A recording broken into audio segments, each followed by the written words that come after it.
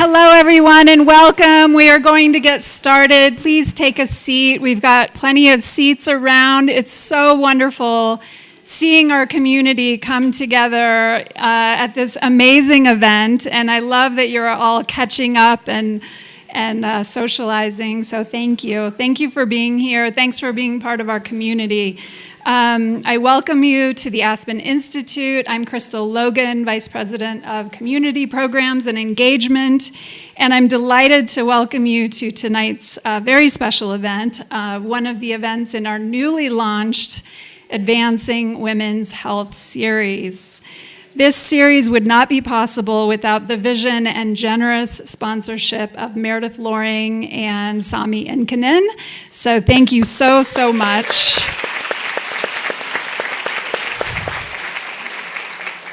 We are deeply grateful for your support and vision. I'm pleased to acknowledge several distinguished members of our Aspen Institute community who are joining us this evening, including Chair of our Board of Trustees, Margot Pritzker. Bravo. Along with Trustee Jerry Murdoch and his wife Gina, and our moderator, Mel Lewis, who's also a trustee, and her husband, Adam Lewis. Welcome. We're so fortunate to have such a dedicated group of leaders guiding us, so thank you. We're thrilled to present an exceptional lineup of winter events, including more events in this Advancing Women's Health series. We just announced a Murdoch Mind, Body, Spirit series events featuring Sebastian Younger in March.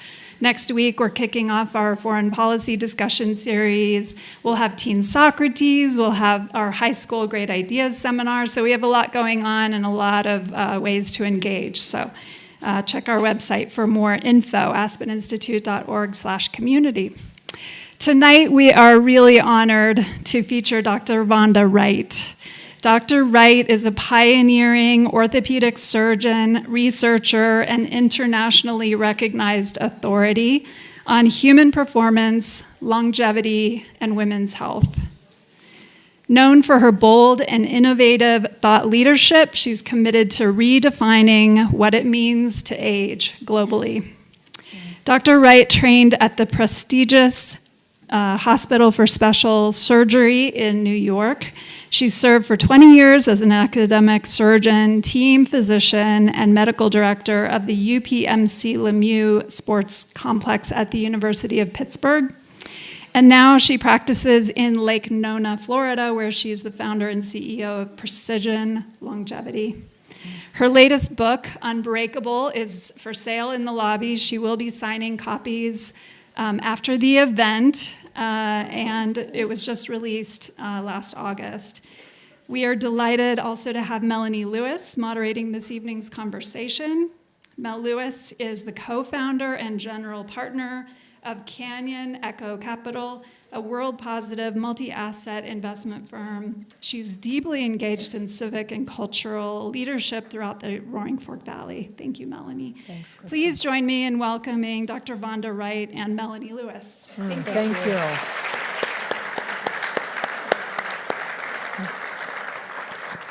Crystal, I also want to thank you and Jenna and Zoe and Katie and Dominique.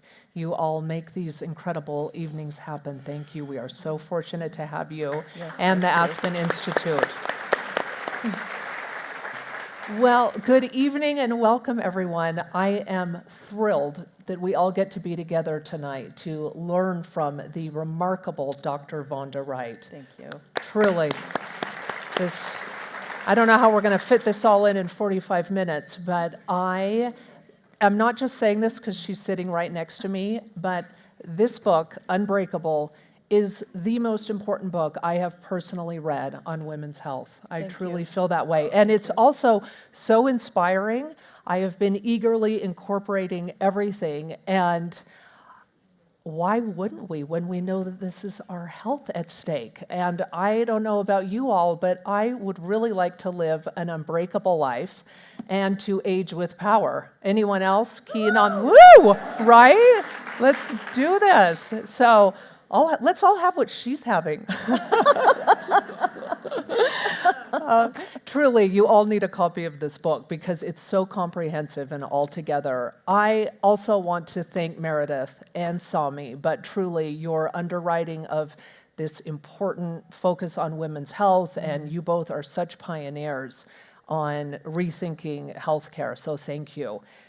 Thank you for being here. Honestly, Dr. Wright, I am so moved by you, your career, your focus on women's health. And I think back to your early days of working as a cancer nurse and being with women during their most difficult days through becoming this incredible orthopedic surgeon, saving thousands of lives, bringing them back to mobility, and then as a longevity specialist and incorporating all of it in a book, you are transforming millions of women's lives. And I am beyond grateful. I know we all are. Thank you for being here. Thank you. Yes. I have been looking forward to this. The committee has invited me months ago, and I have been looking forward to this month by month, and what an honor it is to be here in a room like this, because the Aspen Institute has a reputation for being full of learned, savvy movers and shakers, and I think this is the exact type of room that carrying the messages out of being unbreakable could literally save millions of lives. Yes. And I certainly hope that's what happens after something like this. It is, and it will. And so Yeah. thank you. And unfortunately, not everyone cares about women's health as much as Dr. Wright. Do you mind sharing some of these astonishing statistics? Well, every time I'm in a room packed, I'm amazed at this room, packed with smart, savvy women and a few really smart, brave, savvy Yes, men. thank you, Matt. We need men, too. I like to remind you of sometimes what we forget, and that is that women, we are the 51%. We are 51% of the global population, which means we are not the minority.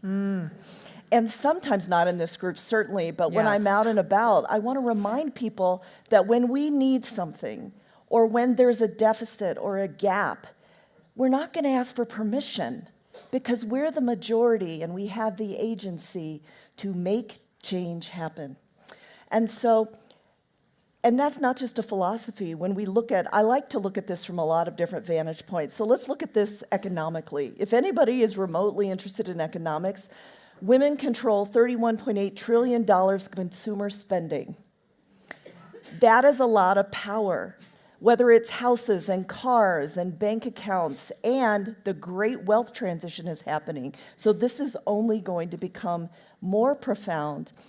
But a statistic that means a lot to me, and it's why I started in 2012 adding the bubble in a Venn diagram of my life of women's health, is the realization that women make 80% of the healthcare decisions in this country for ourselves and to everyone we touch, whether it's in our homes, in our neighborhoods, and just realizing that sometimes we don't know the power we have to make the decisions that one community at a time could really change the health of women. And that's what we've seen within the menopause conversation and the women's health conversation in the last 5 years that we'll get to.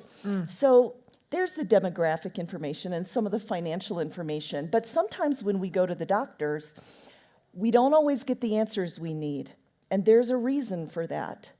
And the reason is that as late as 2022, less than 7% of all medical students, and I went to one of the best schools in the country, I went to the Pritzker, 7% of all doctors are taught about women's health past fertility. So it goes fertility, disease, and dead, right?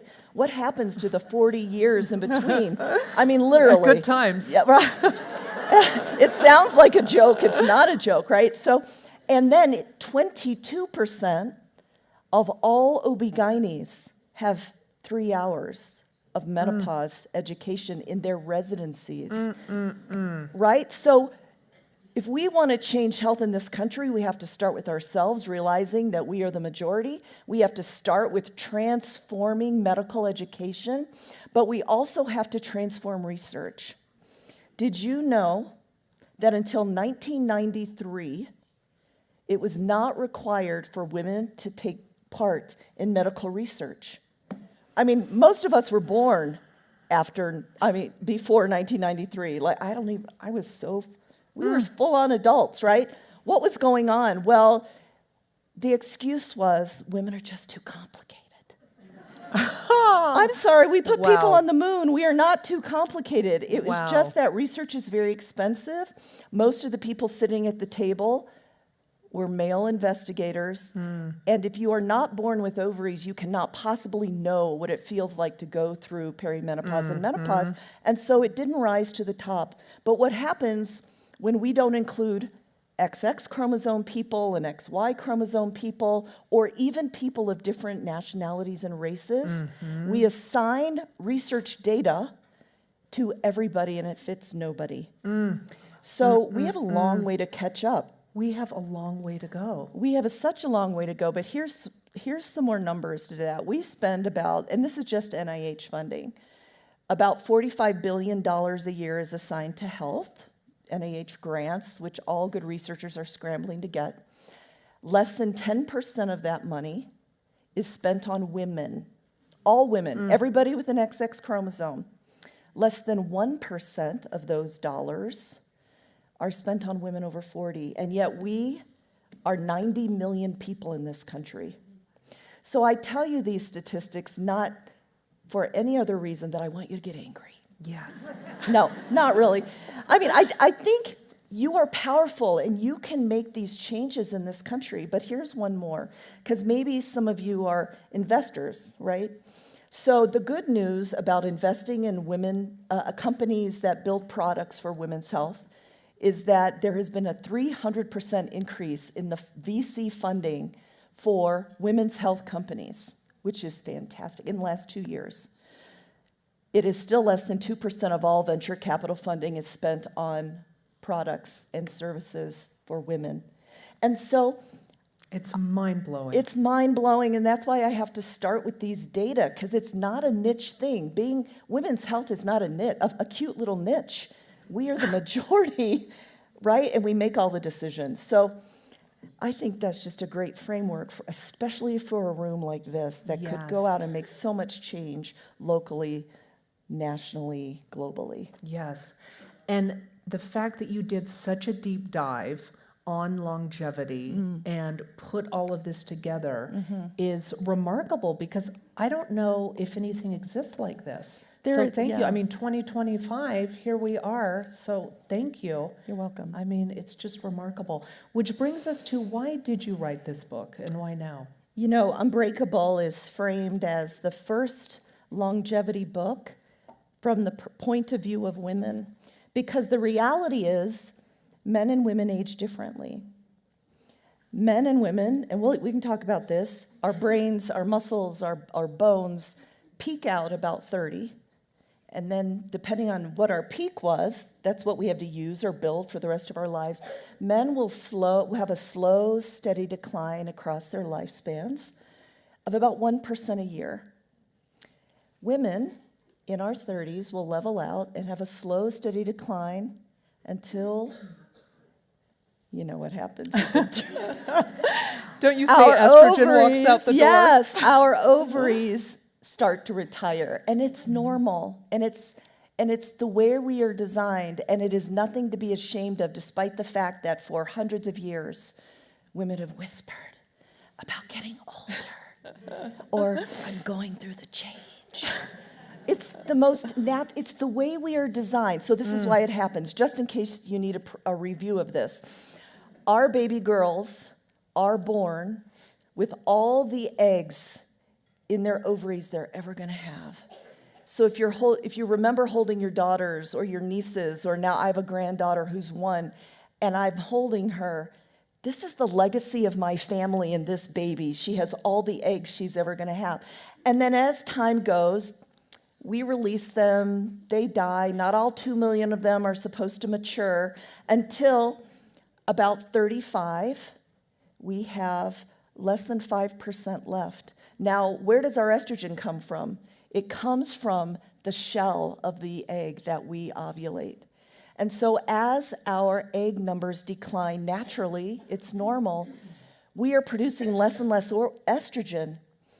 And you and I were talking in the green room about the fact that there are estrogen receptors on every single tissue of your body, from your brains to your hearts to your gut to your muscles to your bones.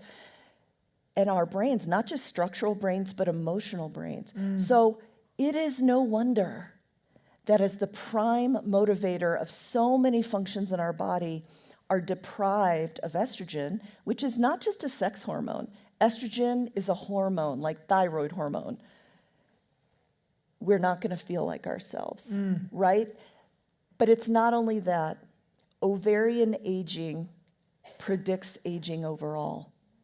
So that men are cruising along, we're cruising along until we have a precipitous drop in our estrogen and have a rapid onset of our aging process. And I wrote Unbreakable because I have never believed that aging is an inevitable decline from the vitality of our youth down some slippery slope to frailty. I love that phrase. I have never believed it, and I have spent my entire career teaching people how they can be healthy, vital, active, joyful, because I'm not trying to get morbid. I don't know how you want to die. I want to be, if I were a skier, I'd be skiing down the triple black, whatever it's called, and just be done with it, and not a slow, steady beginner slope all the way down. Yes, right? me too. Yes, please. I want to go like that. And to go like that, you have to invest every single day in your mobility, in the structure of us. Because I don't believe we have to decline the way we see people decline when you just buy into this myth that, oh, we're just getting old. Yes, yes. Well, let's talk about exercise. And I did mention to Dr. Wright that we have a very active, very fit community. I've seen you out there in the Right? day that I've been here, yes. And you talk about exercise as a lifestyle, and I love your acronym FACE. And you talk about some things that I haven't been doing perfectly either. Do you mind walking us through? I use the FACE acronym because it's simple to remember what midlife bodies need. When we're 20, we can get away with anything really, right?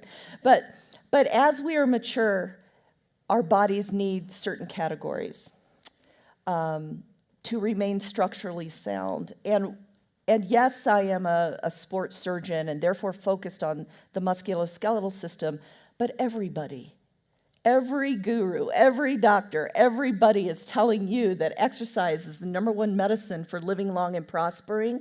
And so if you can't exercise because everything hurts and we're not doing it the right way, or we haven't reinvested in this FACE principle, you're cutting off your access to longevity. So that's the framing I like. I'm not trying to give you more things to do. I'm trying to frame it as this is our ticket to living long and prosper. Yes. And so what are the things that midlife bodies require? Well, the FACE acronym is F, flexibility and joint range of motion, and I'll go over all these things.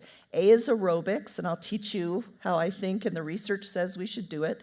C is carry a load. Notice I didn't say haul iron around, but that is actually what I'm going to suggest to you. And E is equilibrium and balance, because we may have mobile joints and be able to hike up a mountain, but falling is often how we exit. So if I can prevent that. So F, flexibility. That is making sure that we do mobility portions of our workout, whether it's Pilates or yoga or dynamic stretching, every single day. It doesn't take that long because we want every joint to move through a full range of motion, right? Our knees. The reason we see really, really old people shuffling around is because they've lost joint motion. Their soft tissues have become so stiff, which prevents them from moving and predisposes people to injury. So take the time. It doesn't take that long. And if you're going to be doing A and C, aerobic and carrying a load, it's mandatory to warm up all the joints you're going to use.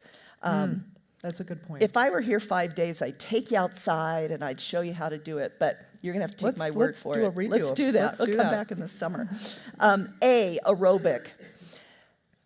Okay. anything is better than your couch. Yes. In fact, there's this... Start here. Yeah. I didn't make this up. I wish I had. A doctor at Columbia made up the term sedentary death syndrome, which is literally sitting around and letting everything decay by being too sedentary, which leads to the 33 chronic diseases that many people die from. But there is a way that the research shows that we are going to maximize our cardiovascular health, right? The number one killer of women in this country is heart disease. It's not cancer, it's heart disease. So we cannot ignore the aerobic part. My office, by design, is in a performance center. It's like a Taj Mahal with all the bells and whistles of working out you've ever seen. And my office overlooks a football field. And every day I see big groups of people on the football field doing high impact or high intensity circuits.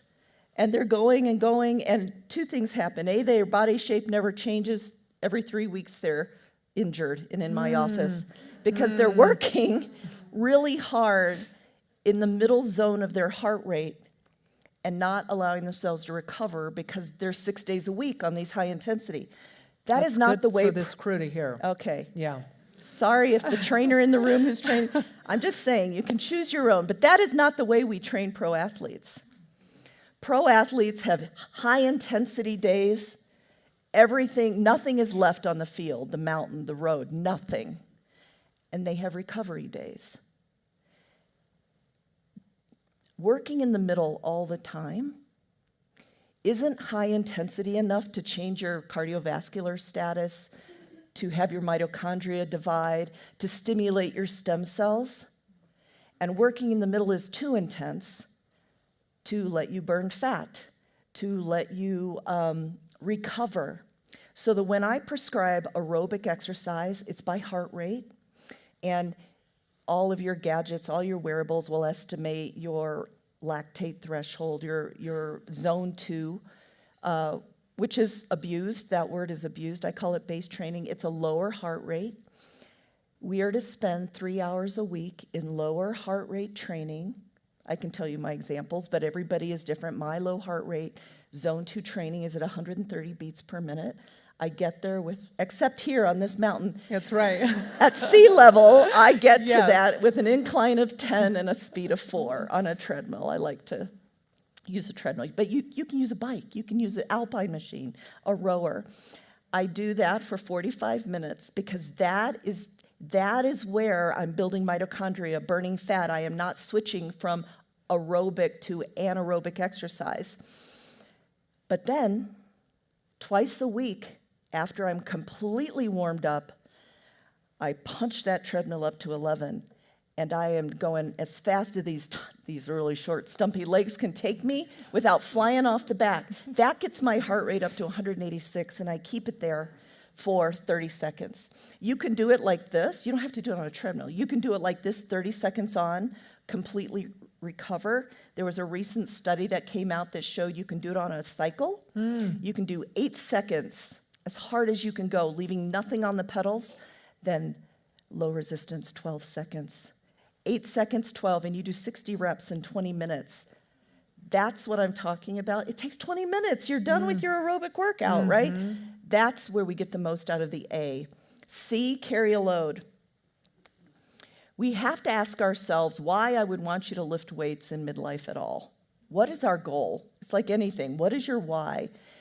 We need, at this time in our lives, to build strength and power, meaning when you trip over the bag that's sitting next to your desk, do you have enough speed, power, to not fall flat on your face and break your hip, right? So if you are lifting, if you have been taught to lift the lightest weight for the most reps, there's nothing wrong with that. If your goal is endurance, you will be building endurance. In midlife and beyond, that is generally not what we're trying to build. If you are working for hypertrophy, which is the biggest muscles possible, then you work out in a range of 10 to 15 reps. And all of this is to failure. Light weights, 25 to 30 reps to failure, meaning you can't do it again. 31 is not coming. 10 to 15 reps to failure.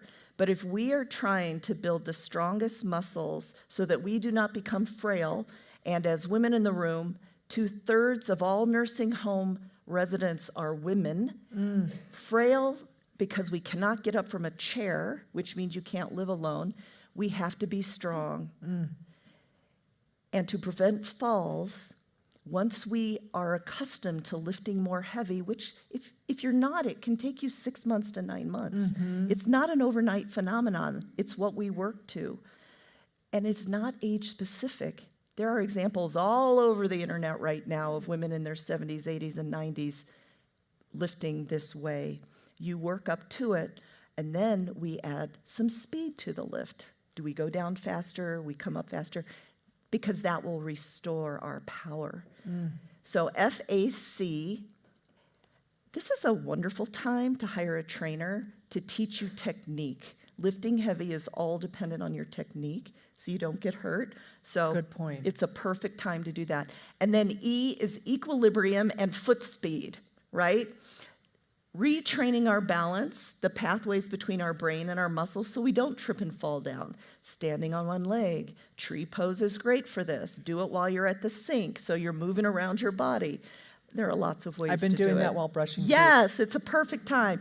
Because we're not trying to add more things to your day, we're trying to incorporate things to our lives. So FACE.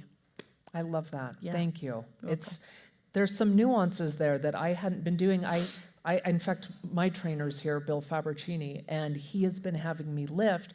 And since reading this, we're increasing a bit more than, so, you bring up such a good point to do it safely.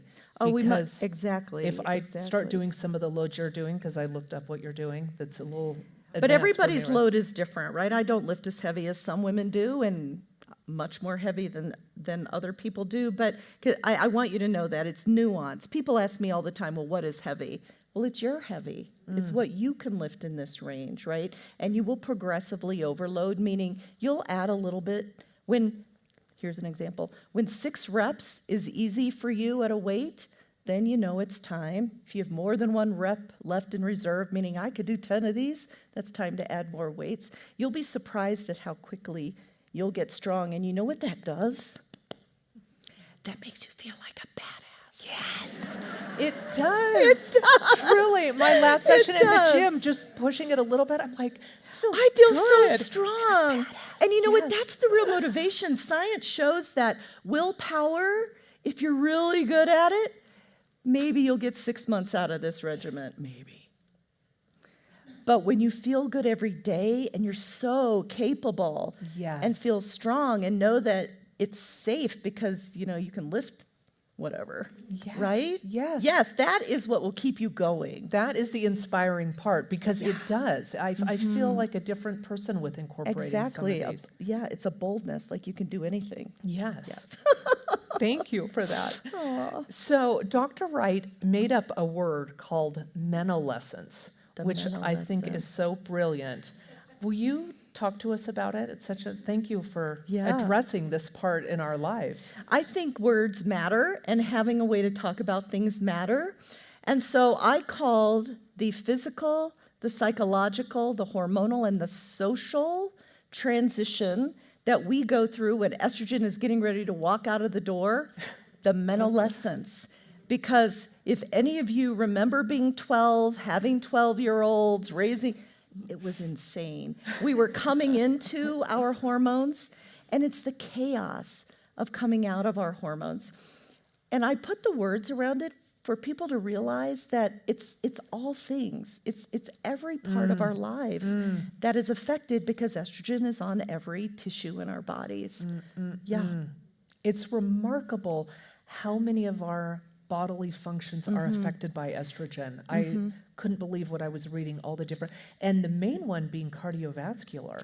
Yeah, so remember this research we were talking about how most research has been done on 40-year-old white men? I don't think I gave you that stat, but that's the stat. Well, men and women present differently with heart disease. Men, it's what you recognize on TV, right? It's a big event. They grab their, not always, but stereotypically, right? Women have microvascular disease. It may present as extreme fatigue, or a headache, or I just don't feel like myself. And often, women are sent home from the doctors to go lay down and take a nap. You're just too stressed out. When what it could be is the microvascular disease that happens when our heart is not experiencing estrogen anymore. I had that. I mean, I had a really hard perimenopause at about 47, and we can get to what happened to my brain, but thank God that came back. But I would lay In awake full. at night in full. Yeah, I think it's better than it ever was. Yes. But maybe because I'm wiser and not just such a young, as we are when we're young, Well, egotistical that surgeon. But too, but you are wiser. brilliant. But I would lay in bed, and my heart would be racing, and almost like it was an AFib or something, just like pa pa pa pa pa, and I thought I was dying. And so I called up my cardiologist. Well, I didn't have a cardiologist, but I worked in a big hospital, so I called up the chief, Ricky Manelli. Ricky, I'm dying. My family dies of heart disease. He brought me in, did a stress test. Nothing is wrong with my heart. But on standard tests, nothing was wrong with my heart because I'm not a man.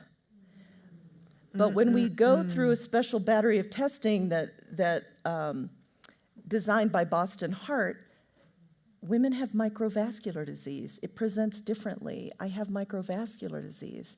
So this is estrogen dependent. Women, when we lose our estrogen, can have 40 to 60% increase in their heart disease, right? And who would have thought? We thought estrogen was a sex hormone. Not so much. And coming back from the scare that we all heard at that period of time with the studies done that we With should the Women's be, Health right? Initiative, right. But maybe we do transition into HRT and how, Yeah, I mean, let's- this is critical, all the different areas this affects. Are you tired of hearing about the Women's Health Initiative? I don't have to go over the data. No, never. Okay. So in 2002, there was $1 billion study, which continues today. The remaining women who were enrolled at that time are still living. They're in their mid-70s, and they're being followed over time. There was a part of that study in 2002 that was designed specifically to look at heart disease in older women with or without hormones. So there were 2 arms, there were 3 arms, but basically the control group were women, the average age was about 63, so they were older women, not 40-year-old women, right? Not perimenopausal women, fully postmenopausal, who received no hormones. And then there was a study group who received synthetic estrogen. At the time, all we had was Premarin, which comes from pregnant horses' urine, and a synthetic progesterone. So not the molecules our body makes. Those are the 2 study arms. The study was stopped early because Jacques Rousseau, who is the chairman of this study, decided that the data showed that estrogen caused breast cancer. And so before he convened the study group, I know all these people, that's why it sounds like this. Before he convened the study group to discuss the data, he called a press conference. And they asked him not to, because releasing this data would poison the waters for decades, and that's what it's done. Women come into my clinic every day, and when I start talking about perimenopause without even reaching the topic of hormones, they say, estrogen causes cancer, I don't want to talk about it. The reality is, here are the data. In the control group, meaning no hormones, just mid-60s-year-old women, the incidence of breast cancer diagnosis was 3 out of 1,000, which is not 0. And remember, I was a cancer nurse. I am not for 1.5 seconds saying that this is not important, but I think you must make your decisions out of fact, not fear. 3 out of 1,000 were diagnosed with breast cancer. In the study group who received synthetic estrogen, the incidence was 3.8 out of 1,000. So for less than 1 woman in 1,000 diagnosed with no increase in death by breast cancer, generations of women have suffered because estrogen was taken away from them. Before the WHI, 40% of all women had decided to augment their estrogen. Today, between 4 and 7%. So when I look at the frailty, I am still a practicing surgeon. I've been at this 30 years, and I've taken care of more than 100,000 people. When I'm on call in the ER and someone that you know, or if they lived in this company, you would know, comes in with a hip fracture because she was never offered augmentation to preserve her bones. The minute she falls, and breaks her hip, she has a 30% chance of dying. And if she survives, she has 50% chance that she will never return to the home where she raised her children and must live in assisted living. So you can understand why I get so passionate about this, because I live this with you. And why I can barely stand to look at that man, and I've seen him many times in public. How dare he not give women a choice for more than 23 years? So, 10 of us were invited by the FDA in July to go and testify from our own fields. I testified about bone and the role of estrogen in saving the lives of women. And it was the last straw that enabled the FDA to remove the erroneous box warning from estrogen. Yes, thank you. Yeah, it's important work. So I don't sit here saying each and every one of you must be on estrogen. I'm not saying that, because my position is that I believe that we are all sentient beings with agency to make our own decision. But I respect you enough that I want you to make that decision based on facts and not fear. Yes. Boy, it's compelling. And again, I'm not getting any commission on selling this book, but you have to read all the different parts of our body. I mean, you mentioned bone. We should all be getting DEXA scans. Yeah. But that estrogen affects, Yeah. and progesterone and testosterone. Do you want to just have a moment there too? Yeah, so estrogen, the work of Lisa Mosconi out of New York shows that our brains are covered in estrogen receptors. So as estrogen walks out the door and you don't feel like yourself emotionally or physically, it makes sense. The work of Robbie Brinton, who is a brilliant brain researcher, shows that when we don't have estrogen, our entire brain chemistry changes, and we start to catabolize, which we got in trouble for saying eat on the internet, catabolizes the myelin of your nerves as a fuel source. So it changes the very structure of your brain. So brain, we've talked about heart. Our gut changes. You may have noticed things that never bothered you before bother you now. But as a musculoskeletal doctor, I will tell you that unless we intervene, we will lose 3 to 8% of our muscle through perimenopause and as we age. You can reverse that. It's not a hopeless story. But that's so many women I take care of who are doing everything right, probably like you guys. You're outdoors, you're lifting, you're hiking. Still, and when I do a DEXA scan on 30, 40, and 50-year-old women, so many women already have poor bone quality. The good news is you can reverse that, but most insurances will not pay for your DEXA scans until you're 65, which is a travesty because the damage is done and it's harder to rebuild. You can build, but it's harder. So if you are anywhere in the room, if you're 65, get your insurance to go pay for it. If you are younger, just swipe the credit card and let's figure out what your bones are doing, because we can rebuild bones. Because remember, if you fracture and break a major bone, a hip, 30% chance of dying. Let's not do that, right? No, thank you Yeah. for this. Ooh, we are running out of time, so maybe we do just a quick, you go into depth about diet. We all know a lot about what's important, Yeah. and I think we're all hearing how important protein is. Yeah. Do you want to just talk a minute, because these numbers that we're all supposed to consume a day can seem daunting? They seem overwhelming, right? So we need more protein as we age.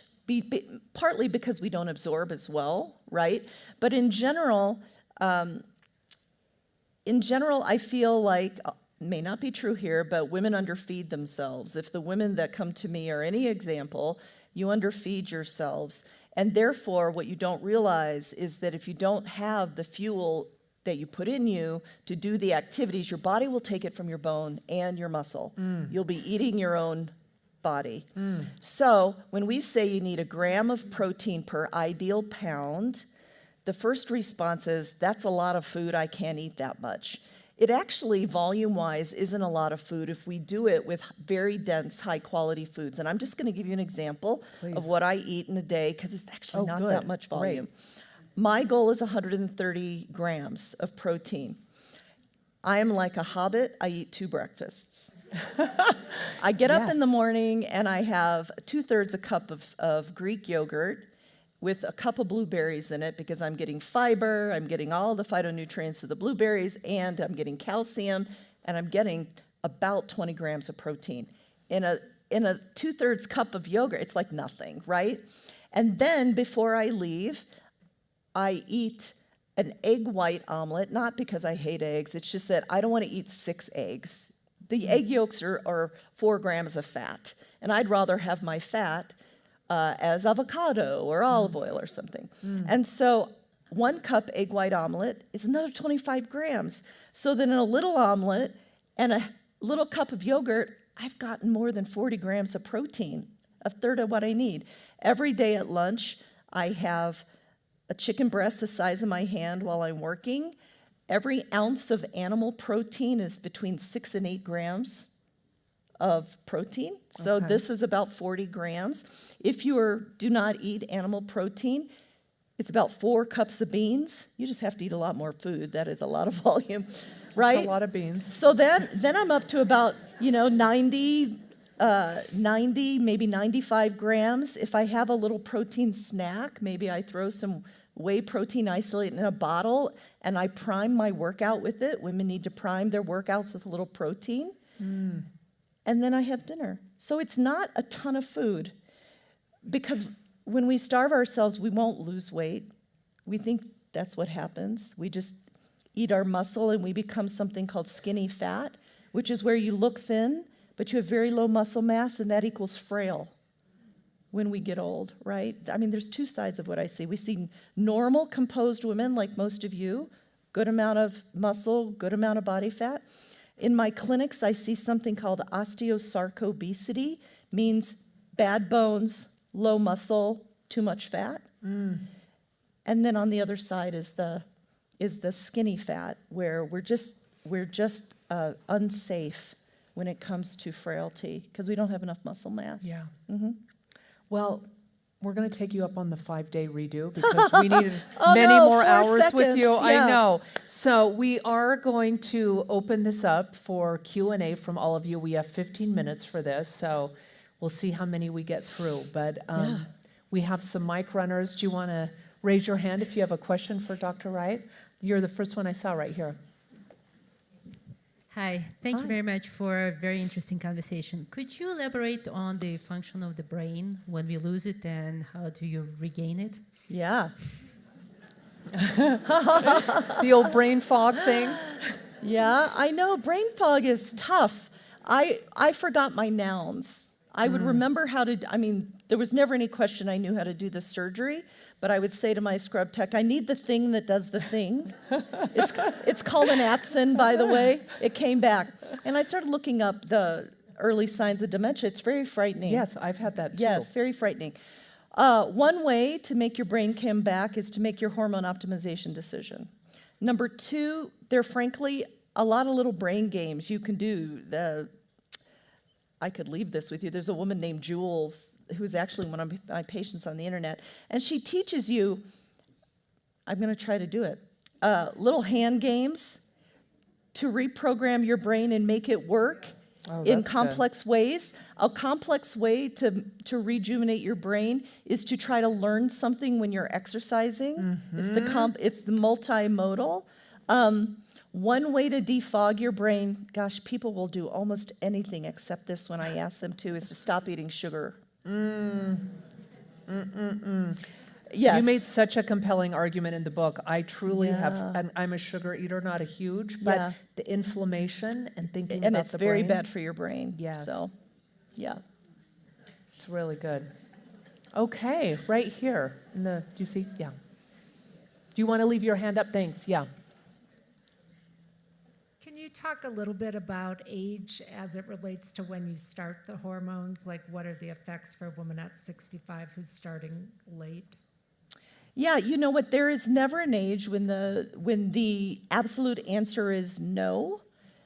Usually, for doctors who prescribe hormones, 60 and above every woman requires a nuanced evaluation, right? You get to be individualized. But if you're above 60, then we do a very thorough risk assessment as it pertains to your microvascular disease of your heart.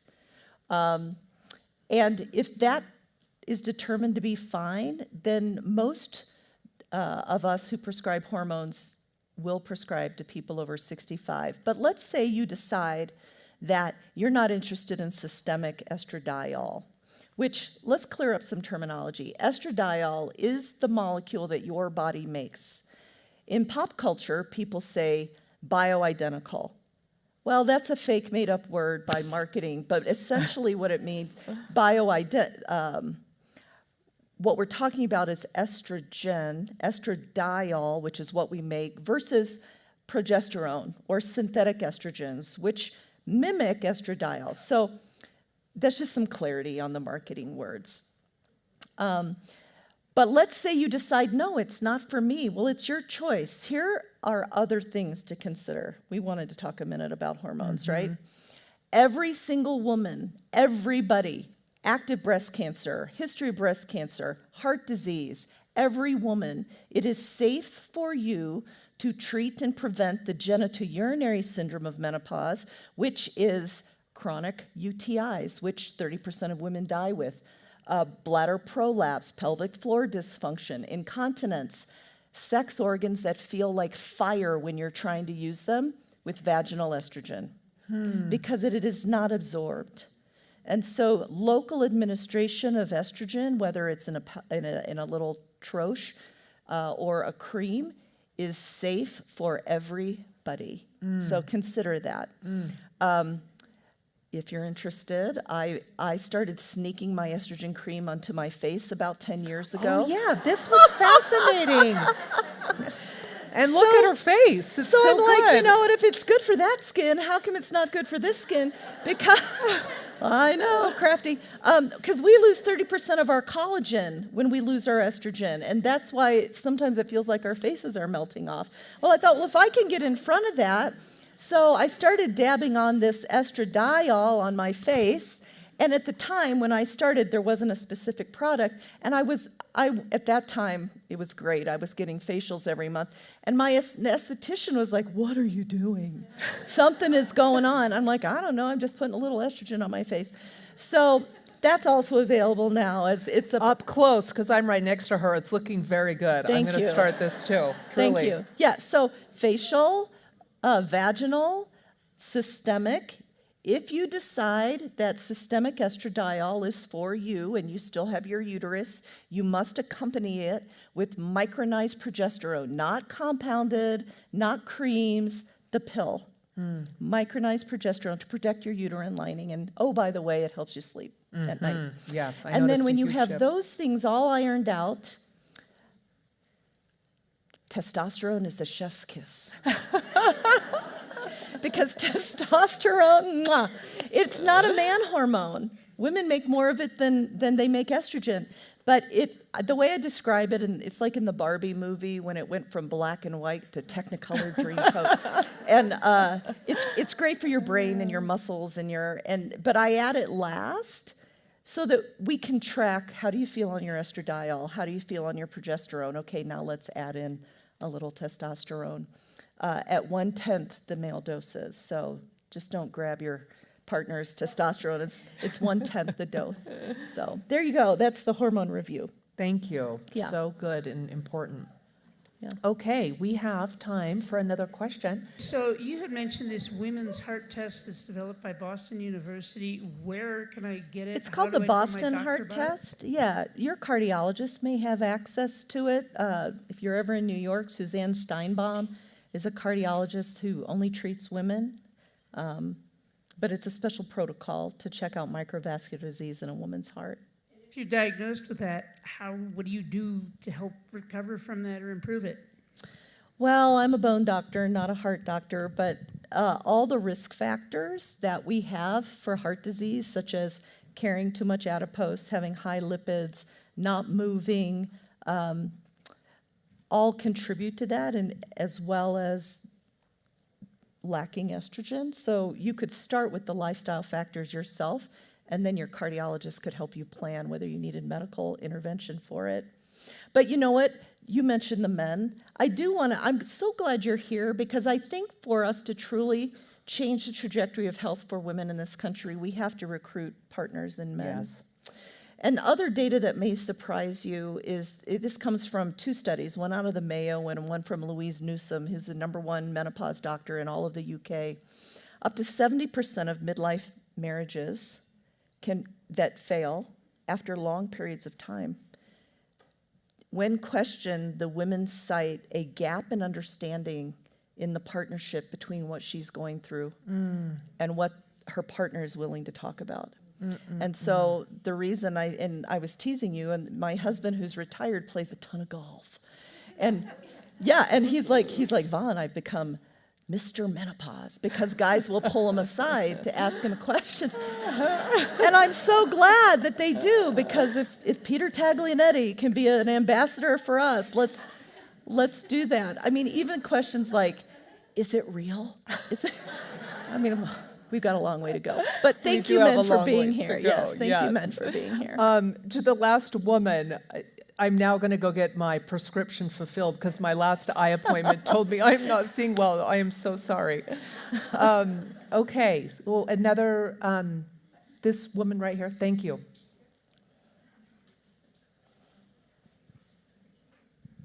Thank you so much. So much good information and so much validation of everything that probably a lot of us in here are feeling.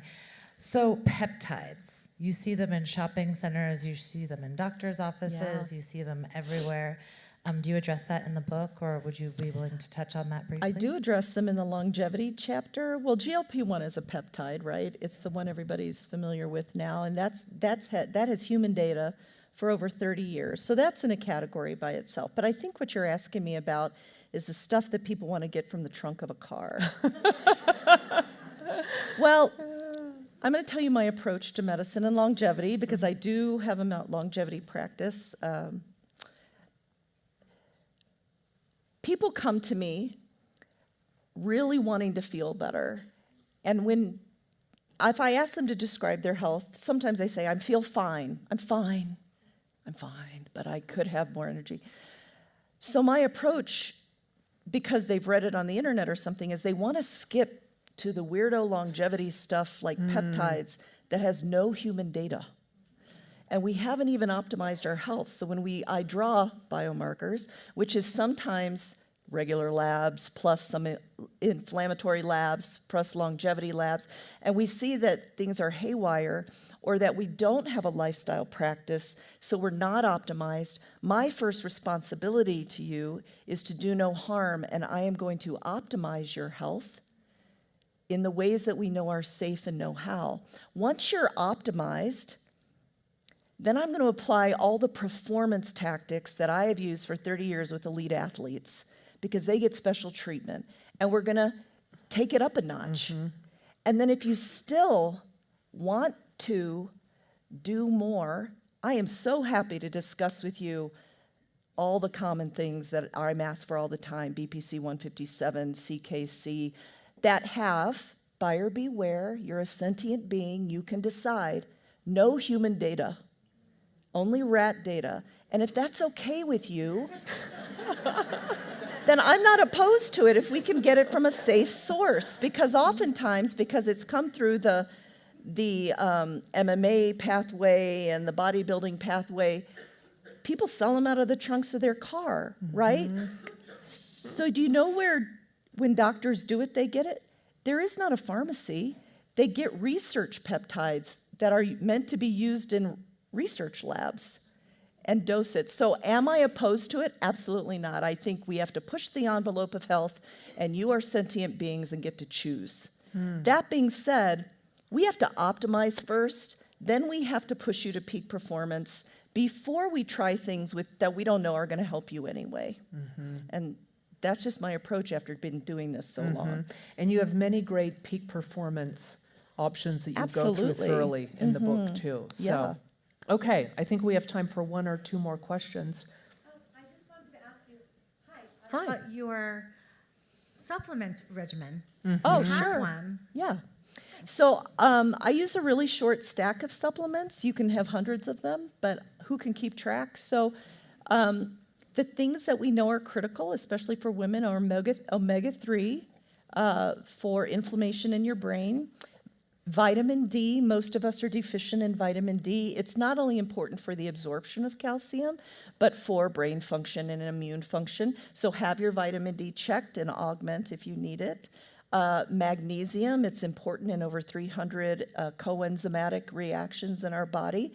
Plus, it'll help you sleep at night if you take it at night with your progesterone. I love creatine.